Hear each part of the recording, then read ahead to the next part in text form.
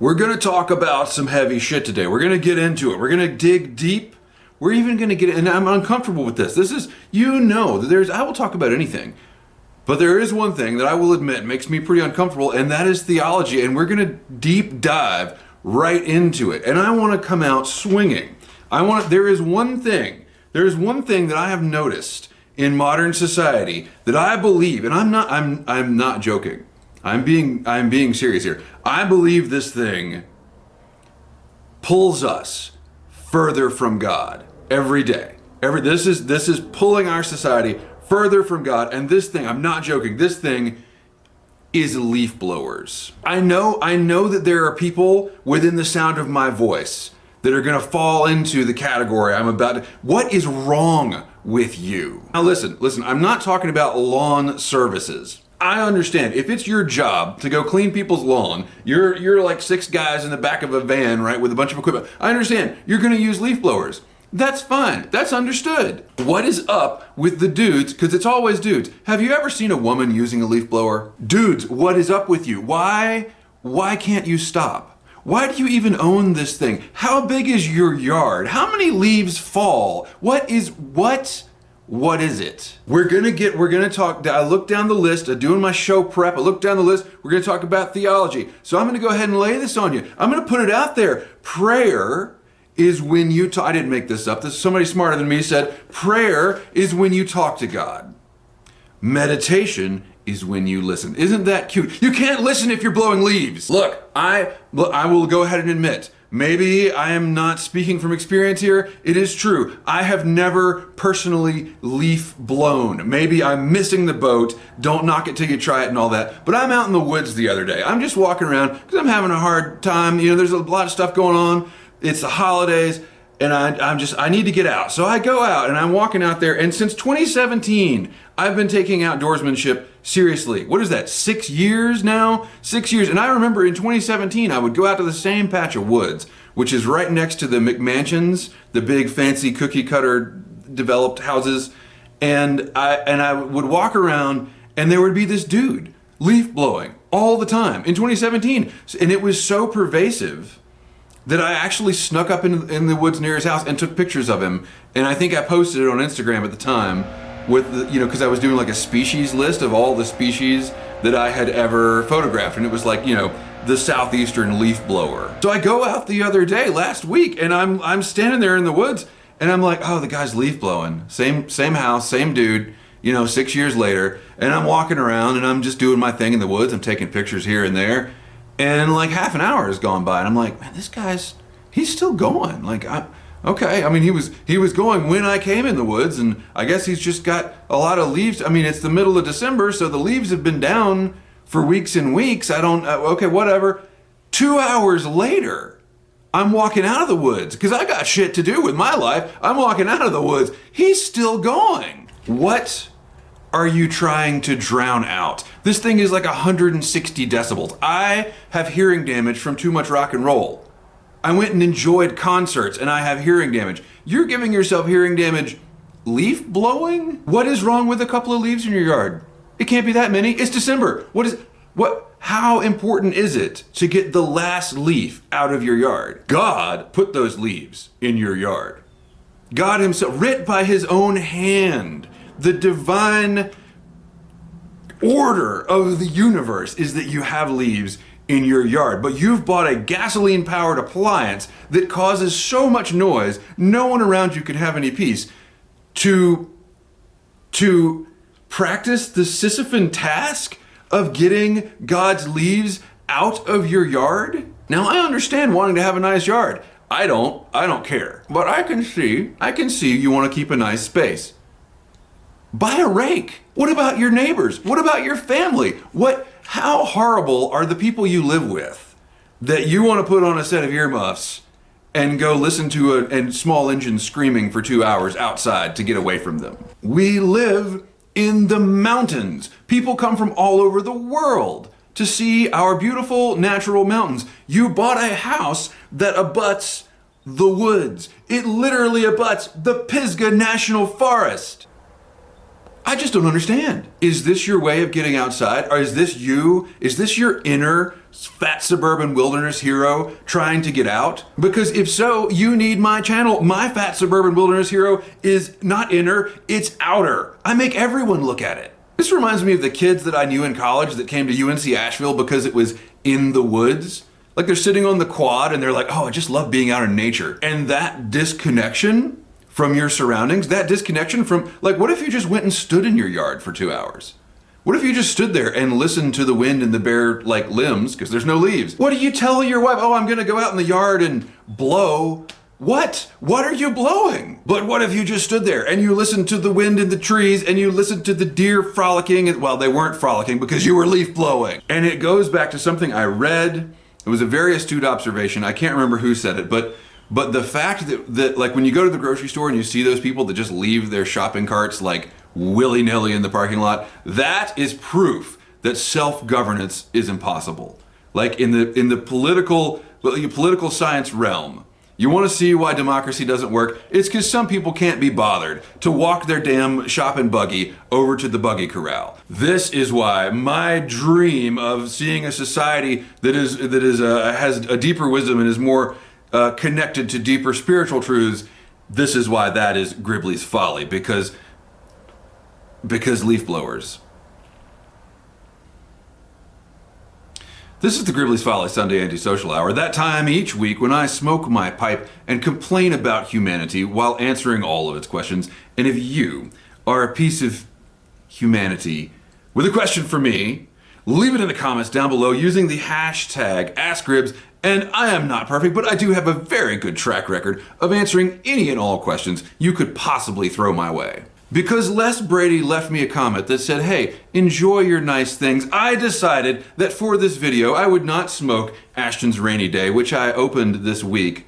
It's very rare for me to open a new tin of tobacco, and I've opened 2 this week. I opened Ashtons Rainy Day on my work trip last week. I had a very productive work trip, and people said, hey, make that money in the I wasn't making any money.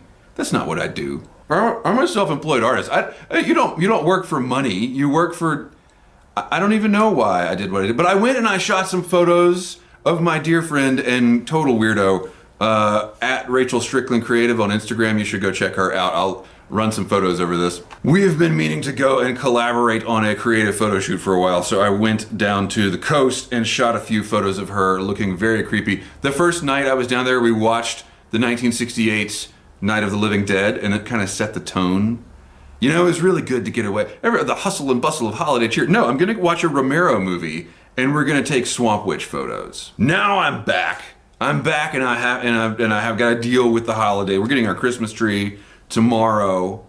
Gonna do that. Anyway, I opened Ashtons Rainy Day when I was down there, and things may have changed in my palate because I did not like it. So today, I opened up a 2018 tin of Orlick Dark Strong Kentucky, which I'm aware has been discontinued. So here is a nice glamour shot of the tobacco itself. And I am smoking it in my Savinelli Marte Shape 320 KS. This was a gift with a copper band on it. This was a gift from Les Brady. And in the comments last week, he said, enjoy your nice pipes, because I was talking about not wanting to bring my nicer pipes down here. I'm gonna make a video, I'm gonna drop them, I'm gonna ding them up. He said, enjoy them. So Les, thank you. I'm gonna enjoy this pipe, and I hope I won't ding it up too much. However, I do prefer to light it with matches, just to keep the rim nice and pristine. It's got a very thin rim, very shiny. So I like to use matches, get the flame down in there. Back to the leaf blower thing. Can we just talk about that a little bit more? All the things I'm self-conscious. I like to edit out when I'm lighting the pipe. I like to edit that out because I'm self-conscious about wasting your time, and also, it's kind of a when it's like a mouth thing that you're doing. I get self-conscious when I'm doing things with my mouth, like blowing. When you're leaf blowing, why don't you get all the same things I'm self-conscious about? Why doesn't leaf blower guy get self-conscious? What kind of narcissist doesn't get self-conscious about ruining your neighbor's peaceful afternoon for 2 hours? All right, fine. All right, I'm just gonna, deep breath. We have a lot to talk about. So I've showed you some photos. Let's see, what else did I do this week? Put out some stuff on Patreon, put out some weddings on Instagram. I'm gonna link all this stuff. I'm gonna start making this the Gribley's Folly Digest, where everything I've done in a week, I just link to it down below and tell you about it. So I don't know. I mean, social media. We're gonna get to. Okay, Chris Card 6544 says, "Do you remember the song 'Video Killed the Radio Star'?" Because we were talking about social media. Apparently, we're gonna keep talking about that. I stayed up late talking to my wife about social media last night. Apparently, this is my ADHD fixation right now. So we're gonna. Media in general has always been my fixation, and now it's social. Now. All right. Do you remember the song "Video Killed the Radio Star"? AI killed photographers and many others. Maybe film will stay genuine. I'm not sold on AI killing all art yet. And here's one reason. Kinjiro. I'm sorry. I don't mean to mispronounce your name. Kinjiro 5775 says the internet is filling up with AI art, which means that AI is using the AI art. What it means is the AI is using its own images to make new AI art because it can't distinguish. It's just looking at images. And Adobe came out with this thing this last week. Somebody on Threads was talking about, oh, look at our new generative headshots. We've made these headshots. They look so real. We've generated these from AI. Yeah. Who wants a generated headshot? Isn't the point of a headshot to be like, this is who this person is? Like, this is the corporate CEO, whatever? Like, who wants headshots of fake people? It's a total solution looking for a problem. All right, so as AI trains itself on AI-generated art, it will become shittier and shittier recursively. And I think that's a pretty good point. And I will say here, I have nothing against generative art. Actually, I really don't. I think that procedurally generated stuff. I mean, look at like Buddhist. I don't know. Is it Buddhist? See, here's my white cultural appropriation coming through. Whatever Eastern philosophy really likes sand painting. I once went to a thing. I covered it for a newspaper back when that was a. I once covered this thing for a newspaper of Tibetan monks sand painting. And that's totally a procedurally generated art where you don't really know where it's going to go. There's a lot of chaos involved because it's sand, but you've got a form and you fill in the form, and it's not prescriptive really, but it's going to go somewhere. And now I'm looking back on it and I'm like, were those really Buddhist monks, or did some white people hire some vaguely Asian people to come to a yoga studio in downtown Asheville to fool all the hippies into thinking they were seeing something cultural? I don't know. But procedurally generated art is a thing, and it's valid. I think the problem with AI is we're all seeing how easy it is. It is not easy to sand paint a giant mandala. That is hard. But we're seeing how easy AI can generate these images, and every creative in the world is like, oh, there goes my job. Anyway, maybe AI will eat itself as it tries to train on its own images. Have you ever done the thing where you save a JPEG over and over just to see how long it takes to become really crappy? It doesn't take that long. Then Kinjiro followed up with the Powell Memorandum, talking about late-stage capitalism. I had never heard of the Powell Memo, and I looked it up and gave it I won't say I read it. I gave it a quick skim. And what struck me about it was the essential subtext of victimhood. That American enterprise was not strong enough to stand up to the attacks of the communists and the SDS and the protests and the lefty college professors. American enterprise was such a fragile institution that it just couldn't. And this was in, whatever, late 60s, early 70s, I can't remember. I think those fears have been disproven. I would love to adjust for inflation and look at the valuation of certain companies that have lasted those intervening years, or just the absolute number of billionaires. I think American enterprise is going to be okay. But if you tell people that, if you tell it's going to be okay, if you tell them that, they're not interested. Our amygdalas do not allow us to focus on safety. We are constantly searching out threats, and that's how we survived as a species. Let's be honest. We're here because we did not get eaten by saber-toothed tigers, at least not all of us, because our amygdalas are overactive. And so I think that it's human nature to want to pay attention to threats. And that brings us back to social media. Maybe I'm not giving Leaf Blower Guy enough credit, actually. Maybe he has crippling OCD, and his OCD theme is, what if there's a snake in the yard? What if there's this threat? What my amygdala is constantly telling me, if there is one leaf, it's going to be hiding a black mamba from Australia. Are they from Australia?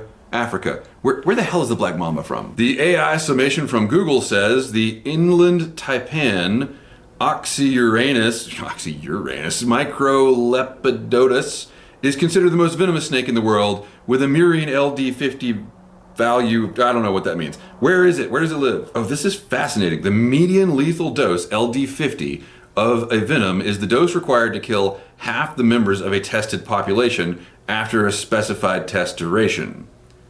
That's great. How do you think they figured that out? How do you think, oh, just, hey, we got 100 people here. Let's find 100 snakes and see what happens. All right, so the inland taipan lives in Australia. Of course it's in Australia. So what if leaf blower guy is out there thinking that if there's one leaf in his yard, it's going to be hiding an Oxyuranus microlepidotus, and it's going to bite him and his family, and because of the LD50 thing, half of them will die. Let's be compassionate. But with that amount of leaf blowing, he must be worried that it's going to be hiding something bigger, right? It must be like he's worried there's going to be an African black rhino under a pile of leaves and it's going to gore him to death when he walks out to his Escalade. Speaking of amygdalas, when they get involved with theology, and this is where we're going to go with this. When amygdalas and theology get involved, bad things happen. I think the entire world is evidence of this. And so Simon Brown, 1486, left a very thoughtful comment on my Churched Up video.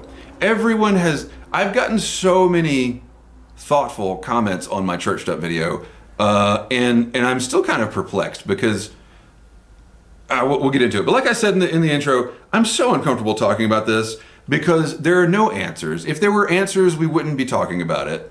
If there were some monolithic deity that put its stamp of creation on everything, like, you finally make the electron microscope and you look at an atom and it's like, made by Zeus.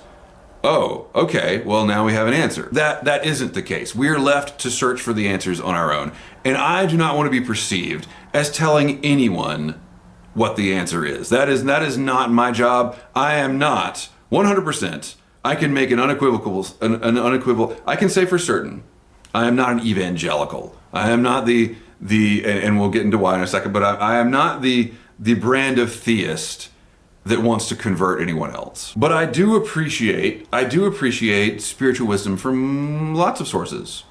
I won't say every source because that's a trap in itself. But Simon Brown says, church is essential for your walk with Christ. Find a good church that teaches the Bible faithfully and attend there every week.